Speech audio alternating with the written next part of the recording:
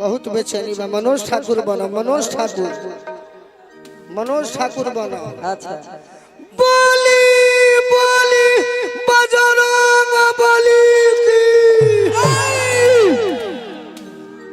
Train छूटत हूँ।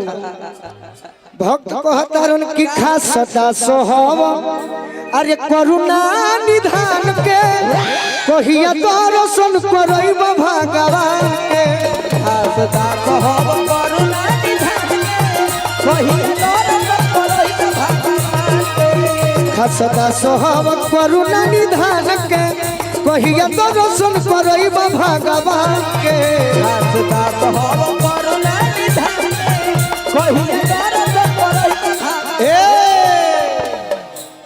ई बात के कहता हमने के सब भक्त लोग मिल के कहता का हो हनुमान जी से कहे से कि राम जी के दूत है हनुमान जी। तब राम दुआरे तुम रखवारे होत न आ गया बिनु पैसारे। तो हनुमान जी से कहे के बा का हो कि राम जी के दर्शन के करा से होई के करा से पैरवी करे के पड़ेला। दरवान कैसन काम कर ले दरवान दरवान के मालिक से भेंट करा में बड़ा भूमिका होला। बहुत बहुत पवन सिंह जी से भेंट करे के होई तो डायरेक्ट भेंट ना हो वो खातिर उनकर मैनेजर बने। सही बात हमारा सर से भेंट करे के होई तो डायरेक्ट भेंट ना होई पहले गेट पर जाई हां जी पूछब कि सर है कि नहीं तो चौकीदार कहीं है सर बड़े ऑफिस में। हां जी बाकी चौकीदार कहीं है कि सर गश्ती में गए हुए हैं। राउंड मारने राउंड सर बड़े रूम में हां जी गोलू राजा से मिले के होई हां जी घमंड से जब का हो गोलुआ बा कि नहीं खे तो गोलुआ रही रूमे में आ कह जी गोलू राजा कोई बड़े प्रोग्राम करे सही बात तो कहबा जे गाड़ी लागल बिया यही से तो कहिए महाराज ओकर एगो दूगो गाड़ी बा 5 गो गाड़ी किन लेबा। तो वे हनुमान जी होए हां कि श्रद्धा भाव से कहबो तो 1 मिनट लगी दर्शन करे खातिर आ घमंड से कहबो तो 1 साल लगा देबो भेंट ना हो।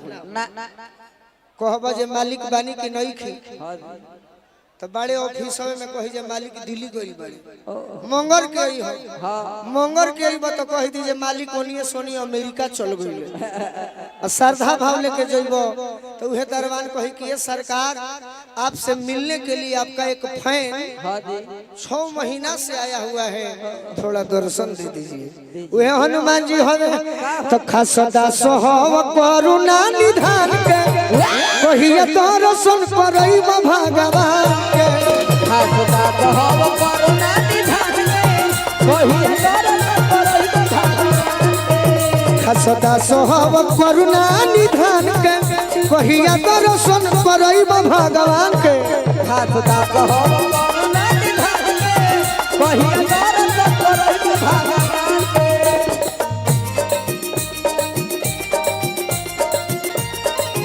क्या बात है जिया मैजिक मैजिक सदा सोहव करुणा निधान के कहिया दर्शन करब भगवान के। सदा सोहव करुणा निधान के कहिया दर्शन करब भगवान के। तहरा पतिया के जन करुए के ना के धवल गिरी लगे अइलो जइसे गे तोहरा के जान करवे के भावल गिरी लेके अइलो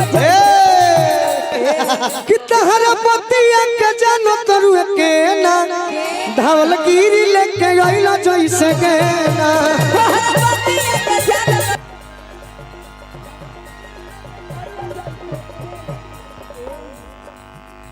तहरा बिना नहीं खे गोलुओ के मान के ए बाबा कि तहरा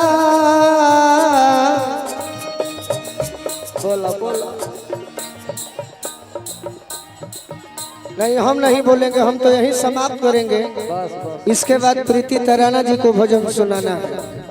तहरा बिना नहीं खे गोलुओ के मान के आ कहिया दर्शन करब भगवान के। सदा सोहव करुणा निधान के सदा सोहव करुणा निधान के कहिया दर्शन करैबा भगवान के बस हम करिया निधान के कहिया दर्शन करैबा एक बार